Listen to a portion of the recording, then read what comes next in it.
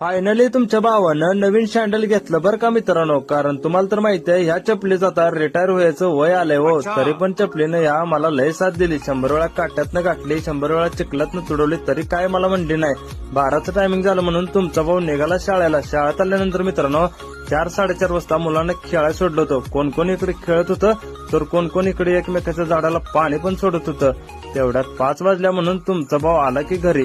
आल्यानंतर मित्रांनो तुमच्या भावाला जायचं होतं राशनला. मग काय तुमच्या भावानं पटापट हातपाय धुवून घेतला. हातपाय धुवून झाल्यानंतर मोदी काकाचे लागलंच पिशवी घेतली. तसं तुमचा भाऊ BMW वर निघाला राशन आणायला. आल्यानंतर बघतोय तर राशनच्या पुढे मुलकाची गर्दी. एवढ्या गर्दीतनं पण तुमच्या भावानं कसा तर नंबर मारला तसा त्या मिशनीवर अंगठा पण उठवून घेतला. आता अंगठा उठवून झाल्यानंतर गहू तांदूळ असते बघा तेवढं घेतलं. तेवढ्यात ती मामा मध्ये मध्येच काय करत होतं काय माहित राव. घेतला तसं तुमचा भाऊ निघाला घरी. घरी जाताना आपल्या BMW मध्ये